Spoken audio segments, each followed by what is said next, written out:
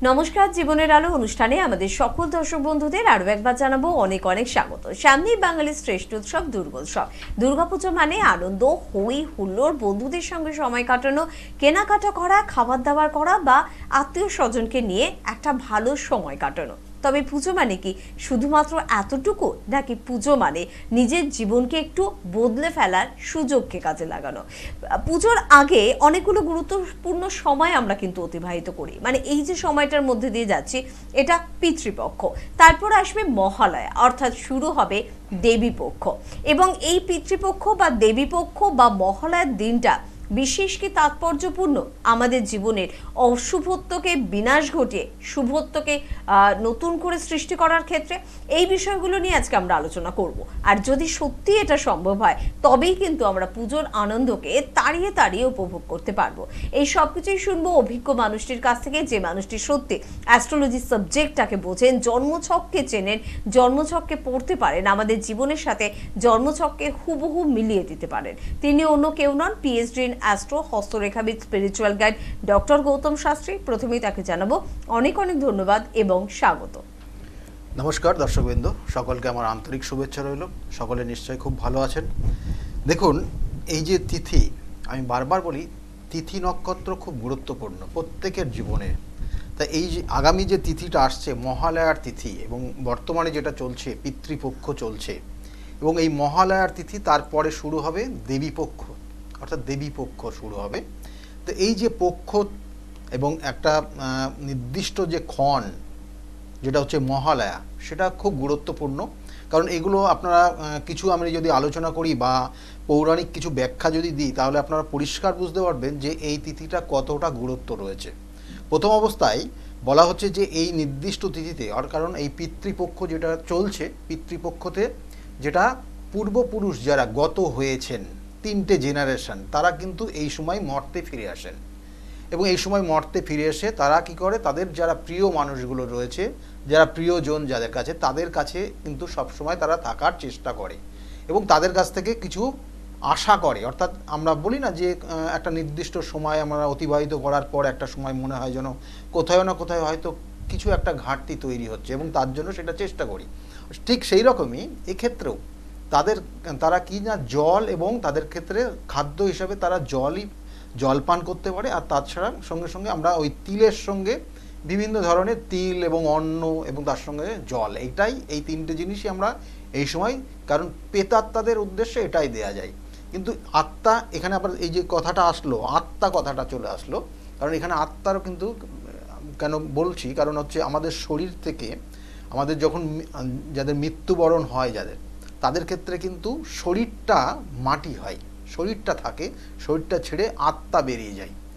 আত্মা কখনো কিন্তু সে কিন্তু ধ্বংস হয় না, আত্মা সর্বদাই কিন্তু সে থেকে যায় এবং সেই আত্মা ফিরে যায়। অর্থাৎ কোথায় যায় না, আমরা বলি না যে এগুলো কিন্তু আমরা শুনবো এবং অনেকে জানি আমরা যে কি না, তাদের মৃত্যুর সময় তাদেরকে কি করে না, তাদেরকে নিয়ে সেই আত্মাকে নিয়ে যায় কোথায় না, যমালয়ে নিয়ে যায়, অর্থাৎ যমদূত পাঠায় এবং তাদেরকে সেই আত্মাকে নিয়ে সেই যমালয়ে নিয়ে যায় এবং সেখানে নির্দিষ্টভাবে শাস্তি, তার যে কর্মফল, সেই কর্মফল সেখানে বিচার হয় এবং বিচার হওয়ার পর তার যে শাস্তি, সেই শাস্তি সে বহন করে সেখানে।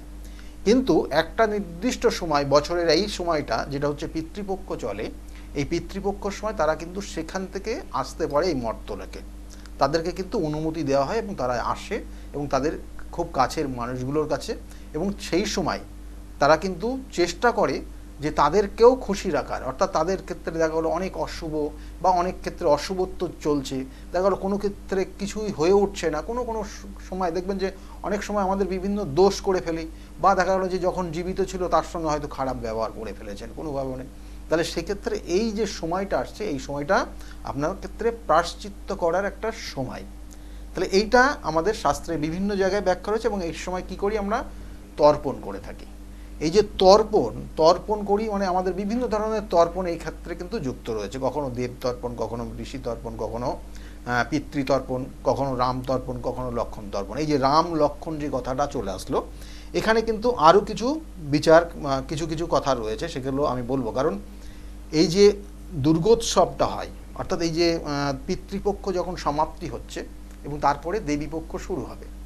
এই পিতৃপক্ষ সমাপ্তি দেবীপক্ষ শুরুর যে নির্দিষ্ট ক্ষণটা সেটাকে মহালয়া বলা হয়, কারণ এই মহালয়া তিথি সর্বশেষ তিথি হচ্ছে পিতৃপক্ষের। এবং পরলোকগত অর্থাৎ যারা যে পূর্বপুরুষ যারা পরলোক গমন করেছেন তারা এই সময় এখানে বিরাজ করেন এবং একটা সমাগম তৈরি হয়। এই সমাগমটা কিন্তু একটা উৎসবের মতো তাদের ক্ষেত্রে লাগে এবং এইটাই মহালয়, এবং এই মহালয়টা মহালয়াতে রূপান্তর, অর্থাৎ মহালয়টাকেই আমরা মহালয়া বলে থাকি। এবং এই সময় তাদেরকে কি করি না, তাদেরকে আমরা তর্পণের মাধ্যমে তাদেরকে শ্রদ্ধা জানাই এবং এই শ্রদ্ধা জানানোর কারণে তারা সন্তুষ্ট হয় এবং আমাদেরকে কিন্তু আশীর্বাদ দিয়ে যান। এইটা হচ্ছে মূল লক্ষ্য। এই যে আশীর্বাদটা নেই ঠিক এই সময়, যেটা আমরা বলি যে এই যে অকাল বোধন কথাটা আপনারা শুনেছেন, কারণ এর পরপরই চলবে। কারণ যখনই দেবীপক্ষ শুরু হয়ে যাবে এবং এই দেবীপক্ষতে কি হয়েছিল না, এখানেও রামচন্দ্র যখন লঙ্কা জয় করার উদ্দেশ্য নিয়েছিল এবং রাবণকে যখন প্রতিহত করার জন্য প্রাণপণ চেষ্টা করছিল, কারণ সীতাকে হরণ করে নিয়ে গেছে সীতাকে উদ্ধার করার জন্য। তা এই যে যুদ্ধ ঘোষণার পূর্বে সে কিন্তু প্রথম অবস্থায় কিন্তু দেবী দুর্গার শরণাপন্ন হয়েছিলেন এবং তাকে অকালবোধন, অর্থাৎ অ্যাকচুয়ালি কিন্তু এই সময়টা দুর্গাপুজো হয় না। দুর্গাপুজো হয় সেই চৈত্র মাসে, আমরা যেটা দেখি সেটাই সব থেকে গুরুত্ব। কিন্তু তিনি সেই সময় তাকে আহ্বান করবেন কি উদ্দেশ্যে না, তার ওই লঙ্কা জয়ের উদ্দেশ্যে, রাবণের উদ্দেশ্যে, রাবণের বিপক্ষে সে যুদ্ধ করবে। সেই জন্য একটা মহৎ কাজ, একটা মহৎ উদ্দেশ্যে করতে চলেছে। তার জন্য তিনি কি করলেন না, তার যে পিতা অর্থাৎ তার যে পূর্বপুরুষরা আছে তাদের উদ্দেশ্যে তিনি সেই সময় জলদান করতে থাকলেন, তাদের থেকেও কিন্তু তিনি আশীর্বাদ নিচ্ছিলেন। এই যে প্রথাটা রয়েছে এটাই কিন্তু সেই সময় হয়েছিল। এটা একটা কারণ। আর একটা বলা হচ্ছে মহাভারতও এর একটা বৈশিষ্ট্য রয়েছে, মহাভারতে একটা উল্লেখ রয়েছে যে কর্ণ যখন মৃত্যুবরণের পর তিনি যখন স্বর্গে অর্থাৎ স্বর্গে যাওয়ার লক্ষ্যে ছিলেন, তখন কিন্তু তাকেও কিন্তু অন্ন দেওয়া হচ্ছিল না, জল দেওয়া হচ্ছিল না, কারণ তিনিও মর্তে এমন কিছু কর্ম করেছিলেন সেটার কারণে সেই সমস্যা তৈরি হচ্ছিল। এবং সেই ক্ষেত্রে তখন তাকে আবার পাঠানো হয়েছিল যে মর্তে গিয়ে তাদের যারা পিতা মাতা বা তাদের যে রিলেটিভ আছে তাদের উদ্দেশ্যে যেন সে জল দান করে বা তিল দান করে আসে। তাকেও একটা সুযোগ দেওয়া হয়েছিল এই 16 দিন, যেটা পিতৃপক্ষ চলে। এটা দুটো কাহিনী রয়েছে। কারণ প্রথম যেটা মেনলি আমাদের এই যে দুর্গা পুজো উদ্দেশ্য যদি নিয়ে আপনি এইটাকে স্মরণ করেন, তাহলে বলবো যে রামচন্দ্র যেমন সে একটা মহৎ কাজের উদ্দেশ্যে, আমরা একটা শুভ কাজের উদ্দেশ্য নিয়ে তার পূর্বপুরুষদের উদ্দেশ্যে এই নির্দিষ্ট তিথিতে জলদান করার বা জলদানের একটা উৎসব কিন্তু পালন করেছিলেন।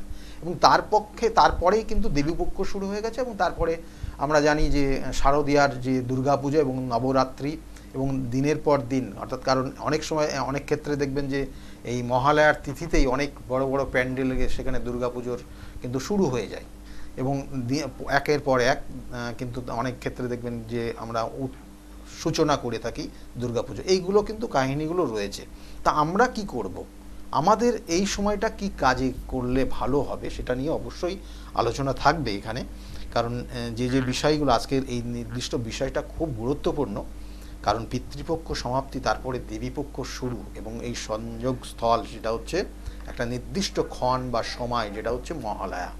তাই মহালয়াতে আপনি কি কি করলে পরে আপনার ক্ষেত্রে শুভ হবে সেটা আজকে কিন্তু অবশ্যই আলোচনায় থাকবে। একদম, মহালয়া মানে মহান যে আলয় বা মহান যে আশ্রম, অর্থাৎ এই পিতৃপক্ষর অবসান এবং দেবীপক্ষের সূচনা। এবং আমরা জানি মহালয়া মানে অমাবস্যার দিনে কিন্তু এইটা ঘটে থাকে বা এই দিনটাকে পালন করা হয়। এবং এই মহালয়ার থেকেই কিন্তু আমাদের জীবনের অন্ধকার ধীরে ধীরে কিন্তু অবসান ঘটতে থাকে এবং আলোর সূচনা হতে থাকে।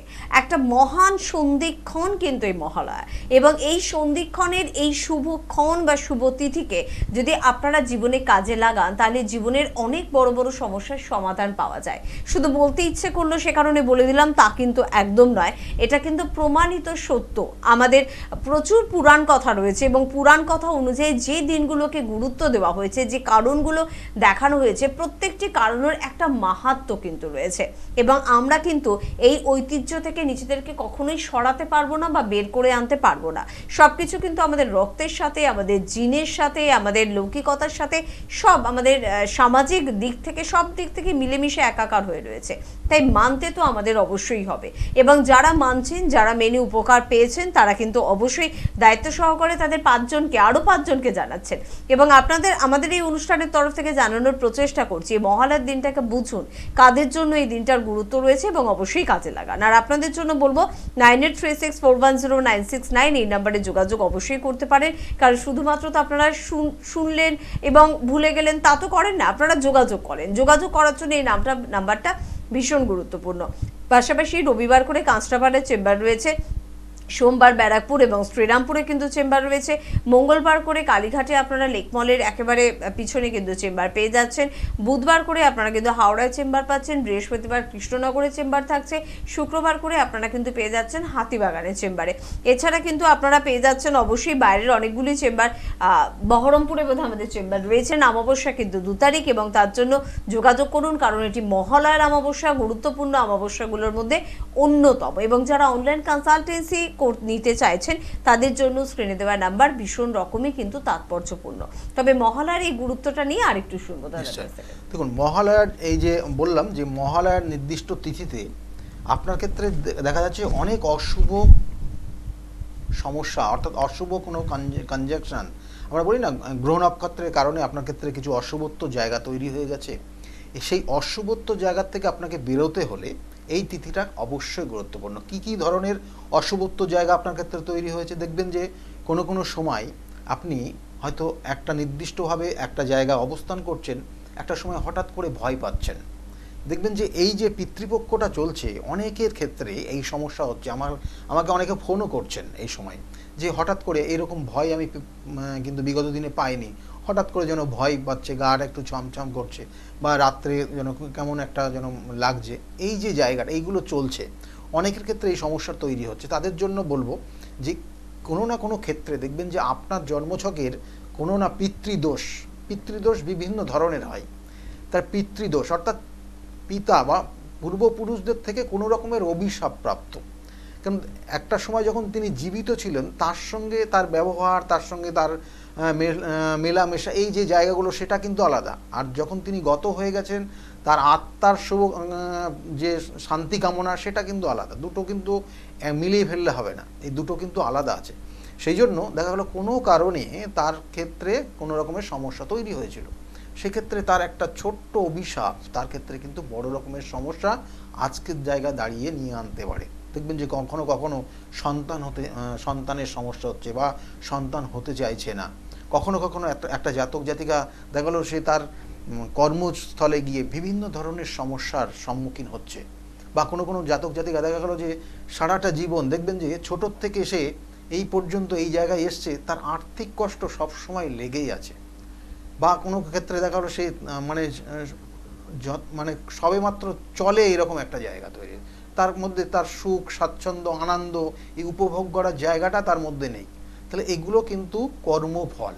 অর্থাৎ আপনার হয়তো এই জন্মে কোনো রকমের সমস্যা নেই, কিন্তু পূর্বজন্মের কোনো কর্মফল আপনাকে কিন্তু সেই জায়গাটা আপনাকে সহ্য করতে হচ্ছে, আপনার এই সমস্যার মধ্যে দিয়ে যাচ্ছেন। কোনো কোনো ক্ষেত্রে কোনো কোনো জাতক জাতিকা দেখবেন যে বিবাহের ক্ষেত্রে আমি যদি বলি, তাহলে বিবাহের ক্ষেত্রে দেখা গেল যোগাযোগ একদম হয়ে যাচ্ছে, লাস্টে গিয়ে কোথাও না কোথাও ব্রেক করছে, বিবাহটা হচ্ছে না। অনেক ক্ষেত্রে আমি দেখেছি, অনেক ক্ষেত্রে তাদের বিবাহের পাকা কথা হয়ে গেছে, সমস্ত অ্যারেঞ্জমেন্ট হয়তো অ্যাডভান্স হয়ে গেছে, তারপর লাস্টে গিয়ে সেটা ব্রেক করে গেছে। তাহলে এই ধরনের সমস্যার সম্মুখীন হয়, যেগুলো এই পিতৃদোষ বা পিতৃদোষের কারণে হয়। পিতৃদোষের বিভিন্ন ধরনের হয়, যেমন একটা কালসর্পযোগ, সেটাও কিন্তু একটা পিতৃদোষের মানে কানেকশন।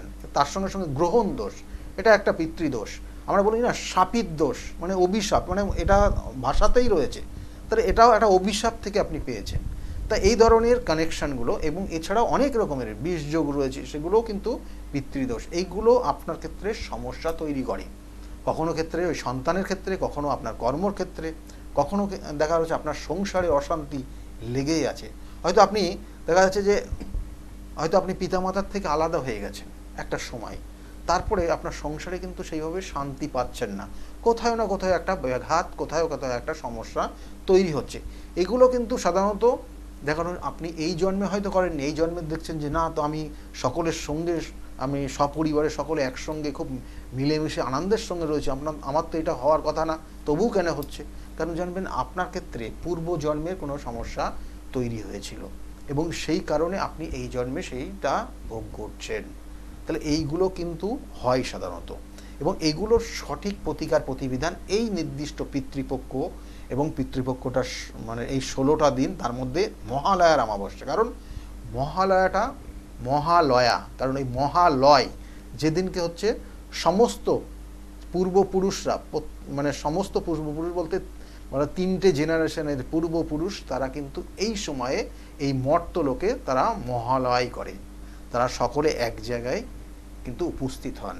এবং সেই জন্য দেখবেন যে আপনারা যখন তর্পণ করবেন, তর্পণ করারও কিন্তু বেশ কিছু নিয়ম রয়েছে। অর্থাৎ পিতার উদ্দেশ্যে আপনি দিচ্ছেন, তারপরে তার যিনি বাবা, তারপরে যিনি, অর্থাৎ পিতা, পিতামহ, পিতামহ, এইভাবে পরপর কিন্তু আমরা তর্পণটা করি। ঠিক অর্থাৎ মায়ের দিক দিয়েও কিন্তু ঠিক এইভাবে আমরা তর্পণ করে থাকি। অর্থাৎ এই যে তর্পণের সময়টা আমরা দেখবেন যে যারা গত হয়েছেন তাদের আত্মার শান্তি কামনা চাই আমরা সবসময়, এবং তাদেরকে শ্রদ্ধা জ্ঞাপন করি এই নির্দিষ্ট তর্পণের মাধ্যমে, এবং যাতে আমরা যে ভুল কাজ যদি কোনো রকমের জ্ঞানত বা অজ্ঞানত করে থাকি তাদের কাছ থেকে ক্ষমা প্রার্থনা করি।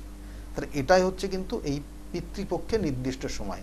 আর এটা আপনি তো তর্পণের মাধ্যমে করলেন, সেটা আপনি জেনারেলি অনেকেই জানে, সেটা তারা করে, কিন্তু আপনার জন্মছক সেটা কিন্তু অন্য কথা বলে। জন্মছক আপনার আগের, অর্থাৎ আগের জন্মের আপনি কি কর্ম করেছেন সেটা জানেন না, সেই কর্ম নিয়েই আজকে আপনি এই ধরাধামে রয়েছেন, এবং আপনার জন্মছক সেটা কিন্তু কানেক্টেড। সেই জন্য দেখবেন যে এই নির্দিষ্ট তিথিতে সেই নির্দিষ্ট ক্ষণে আপনার ক্ষেত্রে প্রতিকার, ওই যে প্রতিকার যেমন বললাম, কাল সর্পযোগ, আপনার ক্ষেত্রে দেখা গেলো শাপিত দোষ, আপনার ক্ষেত্রে দেখা গেলো সাধু সর্প দোষ, আপনার ক্ষেত্রে দেখা যাচ্ছে যে গ্রহণ দোষ, আপনার ক্ষেত্রে দেখা যাচ্ছে যে এমন কিছু অশুভ, যেমন আমরা বলে থাকি না যে আপনার ক্ষেত্রে এমন কিছু অশুভ যোগ তো ছিল, তার সঙ্গে সঙ্গে ওই অশুভ যোগের কারণে আপনাকে কেউ একটা ক্ষতি করে দিয়েছে, যেটা দেখবেন যে সাধু সর্প দোষ যদি কারো থাকে, তাহলে এই সকল জাতক জাতিকা যদি কেউ দেখা গেলো যে অশুভ ক্রিয়া করে, যেমন বিভিন্ন ধরনের আমরা দেখি না যে অনেক সময় দেখুন কালা জাদু প্রয়োগ করলো, বিভিন্ন ধরনের তন্ত্রের বিভিন্ন ক্রিয়া হয়, সেগুলো আনছি না মুখে, কারণ এই ধরনের ক্রিয়া তার উপর কিন্তু প্রভাব বিস্তার করে দেয়, খুব কম সময়ের মধ্যে এফেক্ট হয়ে যায়। এবং দেখবেন যে তার ক্ষেত্রে প্রথম যে সিমটমগুলো আপনারা পাবেন শারীরিক দিক দিয়ে বিভিন্ন ধরনের একটা অস্বস্তিকর পরিবেশ, খাওয়ার ক্ষেত্রে সমস্যা হবে, এবং দেখবেন কোনো কোনো ক্ষেত্রে দেখা যায় যে আপনার হেয়ার ফল হচ্ছে, কখনো কোনো স্কিনের প্রবলেম হচ্ছে, কখনো কখনো মানুষ মানে আপনার মাথাটা হঠাৎ করে গরম হয়ে যাচ্ছে, কখনো কখনো দেখবেন যে পরিবারে যারা খুব ভালো ছিল তাদের সঙ্গে একটা ডিটাচমেন্ট তৈরি হচ্ছে। তাহলে এগুলো কিন্তু তৈরি হয় বিভিন্ন কানেকশনের পরিপ্রেক্ষিতে। আমি বলছি না কিন্তু যে ওই দোষটা থাকলে এটা হয়, কারণ ওই দোষ থাকলে সাধারণত এই ক্রিয়াগুলো করলে আপনার মধ্যে এফেক্ট হয়ে যাবে, এবং সেগুলোর কিন্তু প্রতিকার প্রতিবিধান এই নির্দিষ্ট তিথিতে রয়েছে। একদম। তো যখন আমাদের শারীরিকভাবে আমরা অসুস্থ হই, তখন আমাদের যেরকম অভিজ্ঞ চিকিৎসককে দেখানোর প্রয়োজনীয়তা রয়েছে। যখন আমরা আমাদের ভাগ্যের দিক থেকে অসুস্থ হব, তবে কেন একজন অভিজ্ঞ অ্যাস্ট্রোলজারের কাছে যাব না? একজন চিকিৎসক যেমন তার পারদর্শিতার মধ্যে দিয়ে, তার আধুনিক মেডিসিনের মধ্যে দিয়ে আমাদের ভালো করছেন, একজন অভিজ্ঞ অ্যাস্ট্রোলজারও কিন্তু তার সাধনা, তার আধ্যাত্মিকতা, তার জন্মছক বিচার, এই সব গুণাগুণের মধ্যে থেকে আমাদের ভাগ্যের পরিবর্তন করতে পারছে। এবং বছরের পর বছর ধরে অভিজ্ঞ অ্যাস্ট্রোলজাররা এই পারদর্শিকতার প্রমাণ দিয়েছেন বলেই এখনো পর্যন্ত আমরা অ্যাস্ট্রোলজি সাবজেক্টটাকে বা একজন অভিজ্ঞ অ্যাস্ট্রোলজারকে বিশ্বাস করি, ভরসা করি। তারপরেও কোথাও মনে মাঝে মধ্যে একটা কিন্তু হয়তো অনেকের আসে যে যাব, সত্যিই কি আমার কাজ হবে? আমার জীবনের এই জটিলতা, যে জটিলতাটার কারণ হয়তো আমাকে বোঝানো হলো আমার কালসর্পদোষ, সত্যি এই কালসর্পদোষকে খণ্ডন করে দেওয়া সম্ভব? কি করে হচ্ছে? এটা তো আমি ভাগ্যে নিয়ে এসেছি, তারপর এটার খণ্ডনটা হচ্ছেটা কিভাবে? শুধু দাদার কাছে এই প্রশ্নটাই করব, যেমন পজিটিভিটি আছে তেমন নেগেটিভিটি আছে, মাঝে মধ্যে আমাদের মনে এরকম নেগেটিভ চিন্তা ভাবনা আসে। সত্যি কি এই শুভক্ষণে যদি আমরা প্রতিকার প্রতিবিধান করি বা আমরা গ্রহদোষ খণ্ডন করি, এটা সারা জীবনের জন্য আমাকে রেহাই দিতে পারে? একদম একদম। কারণ দেখুন, আপনি যেটা খণ্ডন মানে এটা আপনার প্রায়শ্চিত্ত করা বলা হয়। আপনি এই যে ক্ষণে আপনি যে শ্রদ্ধা জ্ঞাপন করছেন আপনার পূর্বপুরুষদের উদ্দেশ্যে, আপনি যে অন্যায় করেছেন, আপনি হয়তো জ্ঞানত কোনো অন্যায় করেছেন, আপনার পিতার তিনি এই মুহূর্তে ধরাধামে নেই, তার সেই আত্মাও কিন্তু এই সময় আসবে। হয়তো আপনি সেই অন্যায়টা আপনি জানেন, কিন্তু আপনি নিজে যদি সেখানে আপনি ভুল স্বীকার করেন তাহলে কিন্তু আপনার মাপ। কিন্তু এটা আপনি জ্ঞানত জানছেন, কিন্তু আগের জন্মে আপনি কি করেছেন সেটা জানেন না, সেটা আপনার জন্মছক। তার জন্য সেই জন্য নির্দিষ্ট ক্রিয়া রয়েছে, সেটাও কিন্তু এক ধরনের প্রায়শ্চিত্ত। এবং এই ক্রিয়ার মাধ্যমে আপনি আস্তে আস্তে আস্তে আস্তে আপনার মধ্যে যে নেগেটিভ এনার্জিটা আস্তে আস্তে আপনি সেই পজিটিভ এনার্জিতে কনভার্ট করতে পারবেন। আপনার জীবনের যে সমস্যাটা রয়ে গেছে বা যে সমস্যা নিয়ে আপনি এসছেন, সেটাকে আমি বারবার বলি, আপনার কর্মই আপনার ফল। তাই আপনি কর্মের মাধ্যমে সেটাকে নেগেটিভ এনার্জিটাকে পজিটিভ এনার্জিতে কনভার্ট করা যায়, এবং সেটা বিগত দিনে বহু মানুষ করেছে এবং তারা আজকের জায়গায় ভালো আছে। কারণ এটা এইভাবেই কনভার্ট হয়। আপনি দেখা গেল যে আপনার যে জীবনের যে চাওয়া পাওয়া, আমরা বারবার বলি নির্দিষ্ট লক্ষ্য ঠিক রাখতে হয়। একটা জাতক জাতিকার তার জীবনের যদি লক্ষ্য ঠিক রাখতে পারে, তাহলে সে জীবনে নির্দিষ্ট জায়গায় অবশ্যই পৌঁছাবে। কিন্তু এই পৌঁছানোর জন্য যে রাস্তাটা, যে ওয়েটা আপনি ব্যবহার করবেন, সেটা কতটা মসৃণ আছে সেটা আপনি জানতে পারবেন না, আপনার জন্ম ছক সেটা বলে দেবে একটা অ্যাস্ট্রোলজার। একদম একদম। তবে এই যে কথাটা বললেন গৌতম দা, আপনার জীবনের লক্ষ্যটা কিন্তু স্থির হওয়া প্রয়োজন, যে আমি জীবনে ঠিক কোন দিকটাকে টার্গেট করব। কিন্তু আপনি যদি নিজেই কনফিউজড হন যে আমি এদিকে যাব না ওদিকে যাব না ওদিকে যাব না ওটা আমার জন্য ঠিক, তাহলে কিন্তু আপনি কোনো দিকেই ছুটতে পারবেন না, সঠিক রাস্তাটাকেই বুঝতে পারবেন না। একটা মানুষ একটা পথেই হাঁটতে পারে, চারটে পথে সে কিন্তু একসাথে কখনো হাঁটতে পারে না। এবং আপনি যে পথটাকে নির্বাচন করছেন সেটা সঠিক তো, আপনি কোনো ভুল পথে যাচ্ছেন না তো। সেই জন্যই প্রথম দায়িত্ব জন্মছক বিচার, মানে আপনার জন্মছক রেডি করা। প্রথমে জন্মছক রেডি এবং তারপর অবশ্যই সেই জন্মছককে বিচার করা। এবং যদি সেই জন্মছকে এরকম কোনো গ্রহদোষের অশুভত্ব থাকে, গ্রহদোষ খণ্ডনের প্রয়োজনীয়তা থাকে, তবে কিন্তু আমাদের এই শুভক্ষণগুলোকে কাজে লাগানো। এভাবেই স্টেপ বাই স্টেপ আমাদের কিন্তু এগোতে হবে। এবং শুধুমাত্র যেতে যেতে দাদা এটাই শুনবো যে একটা নির্দিষ্ট বয়সেই দরকার আমার জন্মছক রেডি করে নেওয়ার, এবং সেই জন্মছককে আমি যদি প্রথম থেকে চিনে নিতে পারি, তাহলে বোধহয় জীবনের লক্ষ্যটা আমার কাছে খুব সহজ হতে পারে। নিশ্চয়। আমি তো এই জন্য প্রথম অবস্থায় বলি যে একটা নির্দিষ্ট এজে আপনার সন্তানকে নিয়ে আসুন, আপনার সন্তানের বিষয়টা জানুন এবং তাকেও জানান যে তার কি সমস্যা হতে পারে আগামী দিনে, তার কোন পথে চললে পরে তার ভালো হবে।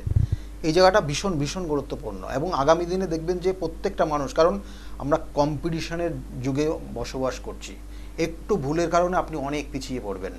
সেই জন্য গুরুত্ব রয়েছে আপনার লক্ষ্যটা ঠিক রাখা এবং সঠিক ওয়ে কিন্তু বিচার করা। সঠিক ওয়ে যদি আপনি পেয়ে যান, তাহলে আপনি সঠিক জায়গায় অবশ্যই পৌঁছাতে পারবেন। আর তার সঙ্গে সঙ্গে বলবো, দেখবেন যে এই যে মহালয়ার যে তিথি, মহালয়ার তিথিতে যেমন বিশেষ বিশেষ ক্ষেত্রে আমি বললাম না, মানে সব থেকে অশুভ, মানে এত কিছু কঠিন থেকে কঠিন সমস্যার মধ্যে জড়িয়ে গেছেন, সেখান থেকে বের করে নিয়ে আসা যায়। কারণ এটা সম্পূর্ণটা কিন্তু পেতাত্মা, মানে আত্মাকে কাজে লাগিয়ে একটা জিনিস। এবং তার সঙ্গে সঙ্গে দেখবেন যে কোনো কোনো জাতক জাতিকা দেখা গেল বিবাহ করেছে, বিবাহিত জীবনে এত দুর্বিষহ জায়গা তৈরি হয়ে গেছে, বিবাহিত জীবনটা মানে আগামী দিনে কন্টিনিউ হবে কিনা অনেকের সন্দেহ, তার মধ্যে সন্দেহ প্রকাশ করছে। তাহলে এইসব জায়গা জানবেন কোনো না কোনো একটা সমস্যা তৈরি হয়ে গেছে ভিতর থেকে। তাহলে সেগুলোর প্রতিকার প্রতিবিধানও কিন্তু এই নির্দিষ্ট সময় খুব গুরুত্বপূর্ণ, সেগুলোকে কাজে লাগান। আমি বারবার বলি, এই যে তিথি নক্ষত্রগুলো খুব গুরুত্বপূর্ণ তিথি নক্ষত্র, এবং সেটা সঠিকভাবে যদি কাজে লাগিয়ে তার প্রতিকার প্রতিবিধান করা যায়, তাহলে অবশ্যই কিন্তু ভালো জায়গায় পাবেন। আপনার মন ভীষণ সেন্সিটিভ, আপনার মন বিশ্বাস করতে খুব পছন্দ করে প্রমাণকে। সে কারণেই আমরা এমন কিছু মানুষের কথা আপনাদের সামনে তুলে ধরি, যে মানুষগুলো এসেছেন গৌতমদার কাছে জীবনের জটিল জটিল সমস্যা নিয়ে, এবং তারা কিন্তু প্রতিকার প্রতিবিধান বা শুভক্ষণকে কাজে লাগিয়ে ভীষণ ভালো আছে। তাহলে চলুন না, অনুষ্ঠানের শেষ লগ্নে আমরা এরকম মানুষের কিছু কথা শুনতে শুনতে অনুষ্ঠান থেকে বিদায় নেব। তবে এই অনুষ্ঠানে আবারও আপনাদের সঙ্গে দেখা হবে, তাই ধন্যবাদ তো আপনাদের জানাতেই হয়। ধন্যবাদ কিন্তু জানাবো অবশ্যই গৌতম দাকেও। নমস্কার, সকলে খুব ভালো থাকুন। ডক্টর গৌতম শাস্ত্রী আর 5 জন অ্যাস্ট্রোলজারের থেকে কেন তিনি আলাদা? স্বাভাবিকভাবে আপনাদের মনে এই প্রশ্ন আসতেই পারে। দূর দূরান্ত থেকে নানান সমস্যায় জর্জরিত মানুষ ছুটে আসে তার কাছে। গ্রহদোষ হোক কিংবা কাল সর্পদোষ, অথবা ধরুন মাঙ্গলিক দোষ কিংবা অন্য যে কোনো সমস্যা, তারা জানেন সব সমস্যা স্থায়ী সমাধানে এক এবং অদ্বিতীয় ডক্টর গৌতম শাস্ত্রী। চলুন আজ আপনাদের সাথে পরিচয় করিয়ে দিই এমন কিছু মানুষের এবং শুনে নিই তাদের কথা। আমি সোমনাথ মজুমদার, কল্যাণীতে থাকি। আমি গৌতম বাবুর কাছে দীর্ঘদিন ধরে আসি। ওনার ব্যবহার, ওনার কার্যকরণ আমার জীবনের জন্য যথেষ্ট প্রভাব বিস্তার করেছে। বিশ্বাস করি, ভরসা করি এবং ভবিষ্যতে ওনার মত অনুযায়ী চলতে পারবো বলে বিশ্বাস করি। আপনার নাম?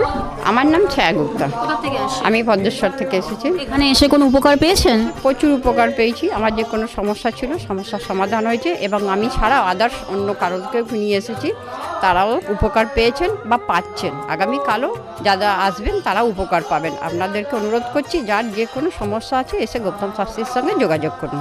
আপনার নাম? আমার নাম সুচিত্রা দাস, আমি পায়রাডাঙ্গা থেকে এসেছি। এখানে কিভাবে এলেন? এখানে একজন আমাকে খবর দিয়েছিল, আমার সঙ্গে চেনা পরিচিত, সে এসেছিলেন, তা আমাকে বললো যাও, ইনি এখানে গেলে কাজ হবে। তার সূত্র ধরেই আসা এখানে। উপকার পেয়েছেন? হ্যাঁ, আমি এসেছি আমার 2 ছেলের জন্য, আমার নিজের জন্য। আছি, ভালো আছি। তার মানে আপনি যার রেফারেন্সে এসেছেন তিনি প্লাস আপনি, আপনারা সবাই উপকৃত হয়েছেন, তাই তো? হ্যাঁ, উপকৃত আছি। আপনার নাম, কোথা থেকে এসেছেন? শিবানী কর্মকার। আমি এই দমদম অঞ্চল থেকে এসেছি, মানে বাঙুর থেকে এসেছি। এখানে কিভাবে জানতে পারলেন? আমি ফেসবুকের মাধ্যমে জানতে পেরেছি ডক্টর গৌতম শাস্ত্রীর কথা। উনি হাতিবাগানেও বসেন, সেখানেই আমি গিয়ে যোগাযোগ করেছি আর কি। যোগাযোগ করার পর আমি ওনার বাড়ি কাঁচরাপাড়ায় এসেছি ওই রটন্তী কালী পুজোর উপলক্ষে পুজো পাঠে যোগদান করার জন্য। আমার এসে বেশ ভালো লেগেছে। ওনার এখানে সবাই কি বলবো, ভক্তি সহকারে মানে নিজের ওনার উনি যা বলেন মোটামুটি ভালোই উপকার হয় মানুষের। শুনেই আমি এসেছি, আমিও প্রথম এলাম, এসে দেখছি চারিদিকে জনসমুদ্র থেকে খুব ভালো লাগছে। আশা করি আমি যে উদ্দেশ্য নিয়ে এসেছি সেটা নিশ্চয়ই কার্যকরী হবে, এই আশা রাখি আর কি ডক্টর গৌতম শাস্ত্রীর কাছে। নমস্কার, আমি শর্মিষ্ঠা। আমি দীর্ঘ 5 বছর ধরে গৌতমদার কাছে আসি। আমি যখন প্রথম এখানে এসেছিলাম, আমার ব্যবসায় প্রচণ্ডভাবে ক্ষতি হয়েছিল, কোনো উন্নতি ছিল না, নেগেটিভিটি আর ডিপ্রেশন আমাকে ঘিরে ধরেছিল। তো এক আত্মীয়র কথা শুনে আমি এখানে আসি। আসার পর দাদা আমাকে যে অ্যাডভাইসগুলো করেছিল এবং যে উনি ক্রিয়াগুলো আমায় করতে বলেছিল, সেগুলো আমি করার পর খুব ভালোভাবে উপকার পাই। ফলে আজ থেকে 5 বছর আগে যে পরিণামটা ছিল ব্যবসার লস, সেই লস থেকে আমি প্রচণ্ড ভালোভাবে রিকভারি শুধু করিনি, আমি সাকসেস পেয়েছি। এরকম অনেক সময় হয়েছে যে দাদা আমাকে বলেছিল যে এগুলো করলে ভালো হবে না বা এটা করো না, আমি না শুনে নিজের মতন করে করেছিলাম, ফলে সেখানেও আমার ক্ষতি হয়েছিল। এই ক্ষতি হওয়ার পর থেকে উনি যখনই আমাকে যা বলে আমি সেইগুলোই আমি শুনে চলি এবং প্রত্যেকটা পদে পদে তার প্রমাণ মেলে সাকসেসের মাধ্যমে। আমার সাকসেস হওয়ার পর আমি আমার বন্ধুদেরও এখানে রেফার করেছি, যাদের পার্সোনাল এবং প্রফেশনাল লাইফে যে সমস্ত প্রবলেম ছিল তারা সেগুলোর থেকে রিকভার করে বেরিয়ে এসছে, খুব উন্নতি লাভ করেছে। এই সমস্ত ঘটনা আমাদের এবং আমার বন্ধু বান্ধবের জীবনে এতটাই একটা পজিটিভ সাইন এনেছে, আমি এবং আমার বন্ধু এবং আমার আত্মীয়রা সবাই আমরা ডক্টর গৌতম শাস্ত্রীর কাছে আমরা সবাই উপকৃত লাভ করি এবং আমরা ডক্টর গৌতম শাস্ত্রীর কাছে অসংখ্য ধন্যবাদ জানাই, উনি আমাদের এত সুন্দরভাবে অ্যাডভাইস করে থাকেন বলে। আমি কস্তুরী সরকার, আমি কাঁচরাপাড়া থেকে আসছি। আমাকে মা ক্লাস 12-এ ডক্টর গৌতম শাস্ত্রীর কাছে নিয়ে আসে। তো সেখানে আসার পর আমাকে ডক্টর গৌতম শাস্ত্রী কিছু রেমেডি দেন, তো আমার খুব সাহায্য হয় তাতে। তারপর আমার পড়াশোনা কমপ্লিট করার পর কাকু বলেন যে আমাকে গ্র্যাজুয়েশন আর ITI করার জন্য, তো সেখানে করে আমি ভালো ফল পেয়েছি। তারপর আমার চাকরি লাইনে আসা, তো ডক্টর গৌতম শাস্ত্রী বলেন যে আমি এই মাসের মধ্যে একটা ভালো চাকরি পাবো, তো সেটা 1 মাসের আগেই আমি পেয়ে গেছি। তো আজকে সেটাই জানাতে এসেছি কাকুকে যে আমি চাকরি পেয়েছি। তো আপনারাও যদি আসতে চান, ভালো ফল পেতে চান, কাকুর সাহায্য পেতে চান, তো আপনারাও আসুন। আশা করি আপনারাও ভালো ফল পাবেন এবং সাহায্য পাবেন। নমস্কার। নমস্কার, আমি জয়িতা গুহ। আমি গত এপ্রিল মাস থেকে খুব সমস্যায় পড়েছিলাম। আমার কাজের দিক থেকে সমস্যা ছিল, বসের সাথে এবং পারিপার্শ্বিক আমার যে কলিগরা ছিল তাদের সাথে খুবই সমস্যা জড়িত হয়েছিলাম। তো তারপরে সেই কাজটা আমি আর অবশেষে টিকিয়ে রাখতে পারিনি, সেটা আমাকে বাধ্য হয়েছিলাম আমি সেটা ছেড়ে দিতে। তারপরে একটা খুব আর্থিক দিক থেকে খুব ভেঙে পড়েছিলাম। তো সেই সমস্যায় জর্জরিত হয়ে বুঝতে পারছিলাম না কি করব। তো হঠাৎ একদিন টিভিতে প্রোগ্রাম দেখি ডক্টর গৌতম শাস্ত্রী, ওনার কথাবার্তা, ওনার যে উপাচারগুলো রয়েছে, যেগুলো উনি বলেন প্রতিকার, সেগুলো শুনে আমার খুব ভালো লেগেছিল। তো ওনার সাথে এসে দেখা করি, আমার সমস্ত কথাবার্তা ওনার সাথে শেয়ার করি, প্রবলেমগুলো। তারপর উনি আমাকে দেখে আমাকে কিছু বলেন আমার ব্যাপারে, তো সেগুলো একদম হুবহু মিলে যায়। তো তারপরে উনি আমাকে রেমেডি সাজেস্ট করেন, তো আমি সেই রেমেডিটা নিই, আমি ধারণ করেছি। তো ধারণ করার পর আমি আস্তে আস্তে নিজের মধ্যে একটা চেঞ্জ দেখতে থাকি। তো এবং আমি গত আগস্টের 27 তারিখে একটা জব পেয়েছি যেটা আমার মনের মতো। এখানে আমার ডেজিগনেশান, আমার স্যালারি, আমার মনের মতো লোকেশান আমি এখানে পেয়েছি, মানে এটাতে আমি বিশেষভাবে আপ্লুত। তো সের জন্য অসংখ্য ধন্যবাদ ডক্টর গৌতম শাস্ত্রীকে। আমি প্রসেনজিৎ দাস, আমার বাড়ি কাস্তাপাড়া। আমি ডক্টর গৌতম শাস্ত্রীর দেখেছিলাম টিভিতে, ওখান থেকে দাদার ফোন নাম্বার নিয়ে দাদা বাড়িতে আমি আসি, এসে দাদাকে আমার সমস্যা সমাধান বলি। আমার একটা সমস্যা, প্রচুর বড় সমস্যা ছিল, সেটা হচ্ছে আমাদের বাড়ি ঘরের সমস্যা ছিল, অনেক বছর ধরে সমস্যা ছিল, সেটা দাদা ঠিক করে দিয়েছে। এখন সেটা আমি বাড়ি করতেও চলেছি। তার সাথে সাথে আমার ব্যবসা বাণিজ্য কিছুই করতাম না, একটা নর্মাল কাজ করতাম। কাজ করার পর আমি এখন ব্যবসা বাণিজ্য উন্নতি হয়েছে, প্লাস দাদা যে প্রতিকারগুলো দিয়েছে সেগুলোকে আমরা এক্সপেক্ট করেছি। দাদার সাথে খুব ভালো ব্যবহার হয়েছে। এখন আপনারাও আসুন, এসে দাদাকে সমস্যা সমাধানের কথাগুলো বলুন, দাদা অবশ্যই আপনার সমাধান করে দেবে। ডক্টর গৌতম শাস্ত্রীর চেম্বারে আপনি কতদিন আসছেন? আমি প্রায় 2.5-3 বছর ধরেই এখানে মানে রেগুলারলি আসছি। মোটামুটি আমার যখনই অসুবিধা হচ্ছে আমি তখন চলে আসছি। আপনি কোন চেম্বারে দেখিয়েছেন? আমি এখানকার কাছড়াপাড়া চেম্বারে। কাছড়াপাড়া চেম্বারে দেখিয়েছেন, মানে আপনি যে সমস্যাটা নিয়ে এসেছেন ওটা কি আপনার কিওর হয়েছে? হ্যাঁ, আমি প্রথমে যে সমস্যাটা, পড়াশোনার সমস্যা নিয়ে প্রবলেমে পড়ে ওনার কাছে এসেছিলাম, তা মোটামুটি আমার যত দিন যাচ্ছে ইমপ্রুভ হচ্ছে আস্তে আস্তে। না, আপনার কাজের জেরেই বলতে চাইছেন, তাই তো? আমার নাম অয়ন দাস, আমি শ্রীরামপুর থেকে আসছি। আমি বেসিক্যালি এখানে এসেছিলাম গত 1 বছর আগে আমার পড়াশোনা এবং কাজবাজের জন্য। এর আগে আমি অনেক জায়গায় গিয়েছিলাম, অনেক অ্যাস্ট্রোলজার দেখিয়েছিলাম, কিন্তু সেখানে আমি সমস্যার সমাধান পাইনি। তো ওনার প্রোগ্রাম টিভিতে চলে, আমি সেখানে দেখেছিলাম, দেখে এবার ওনার সাথে যোগাযোগ করি। যোগাযোগ করার পর ওনার চেম্বারে আসে, ওনাকে সমস্তটা বলি। তো বলার পর আস্তে আস্তে অনেকটা আমি উপকৃত হয়েছি। কিছুটা আমার যেমন অবস্থাটা খারাপ হয়ে গেছিলো যতটা, তার থেকে অনেকটাই বেটার আছি। আশা করব ভবিষ্যতে এর থেকেও ভালো ফল পাবো। আমি আপনাদের অনুরোধ করবো আপনারাও এসে দেখতে পারেন, যাদের অনেক সমস্যা চলছে এখানে এসে একবার কন্ট্যাক্ট করুন। ওনার শো চলতে থাকে টিভিতে, ওখান থেকে যোগাযোগ করতে পারেন ওনার সাথে, অবশ্যই আপনারা ফলাফল পাবেন। Hi everyone, I'm Simranpreet Kaur. I'm an actress. 2018-এ তার আগে আমার খুব খারাপ সময় যাচ্ছিল। আমার স্টাডি লাইফ, আমার career life, really it's very bad in that situation, in that time.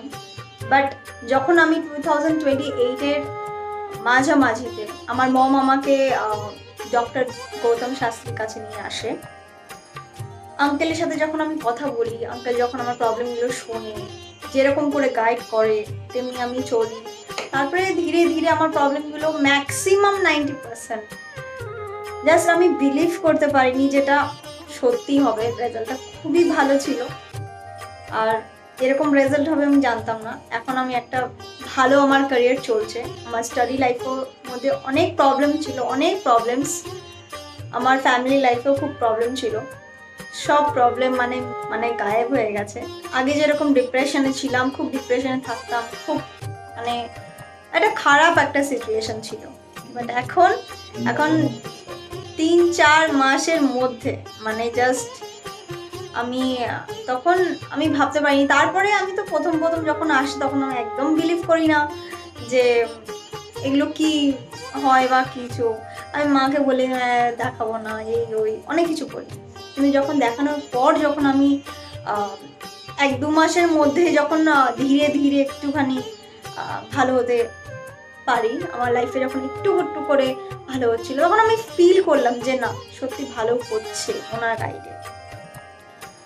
আর তার 3-4 মাসের পরে একদম আমি রেজাল্টটা দেখতে পারছিলাম, ফিল করতে পারছিলাম মানে ন্যাচারালি। আর আমার এখন 2021 চলছে, এখন আমি আঙ্কেলের কাছে আসি আর আশা করি যে আমি যতদিন আমি বাঁচবো ততদিন আমি আঙ্কেলের কাছে আসতে থাকবো, আঙ্কেলকেই দেখাবো।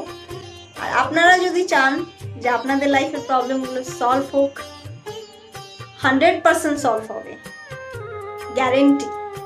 আপনারা আসুন, আঙ্কেলকে দেখান, আর আপনাদের আর আঙ্কেল যেরকম গাইড দেবে তেমনি যদি আপনি চলবেন তাহলে একদম সঠিক হয়ে যাবে, একদম সাকসেস পাবেন আপনি দেখতে পারবেন। Thank you, bye. শুনলেন তো, এনাদের প্রত্যেকের আশা, ভরসা এবং বিশ্বাসের একটাই নাম, ডক্টর গৌতম শাস্ত্রী, যার সম্পর্কে আমরা এত কিছু শুনলাম। চলুন এবার দেখে নিই তিনি কি বলছেন। আজকের যে ফিডব্যাক আপনারা পাচ্ছেন এগুলো কিন্তু আমার সবটাই আমার গুরুদেবের আশীর্বাদ। কারণ গুরুদেব আমাদেরকে একটাই জিনিসই বলেছিলেন যে যেভাবেই হোক মানুষকে উপকার করলে তোমার কিন্তু আগামী দিনে দেখবে তোমার মানুষ কিন্তু তোমার পাশে এসে দাঁড়াবে।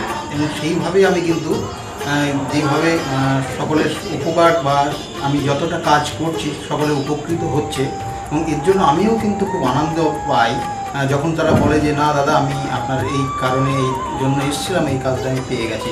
সুতরাং আমিও চাই যে এইভাবে মানুষের পাশে থেকে মানুষকে সহযোগিতা করে মানুষকে আরও ভালো জায়গায় পৌঁছে দেওয়া। যাদের খুব দুঃখের মধ্যে কষ্টের মধ্যে আছে তাদেরকে কিছুটা গাইড করে তারা যদি আরও ভালো জায়গায় যেতে পারি এবং ভালো জায়গায় তাদেরকে যদি নিয়ে যেতে পারি, এটাই হচ্ছে আমার মেন উদ্দেশ্য।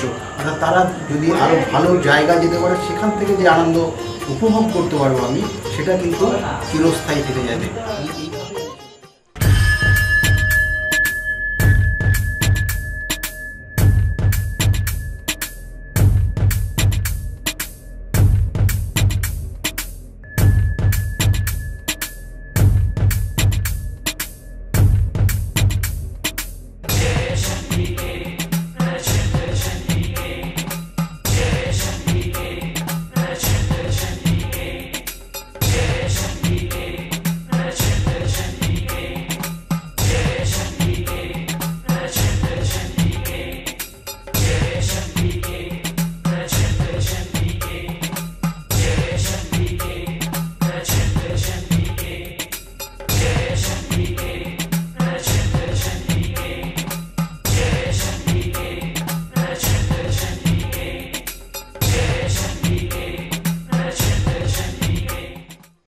দেরি কেন? চটপট ফোন করুন 9836410969 অথবা 8335805241 এই নাম্বারে। শুধুমাত্র একটি ফোন যা পাল্টে দিতে পারে আপনার গোটা জীবন। জ্যোতিষবিদ, বাস্তুবিদ, হস্তরেখা বিশারদ ও spiritual guide doctor Gautam Shastri, এক এবং অদ্বিতীয়।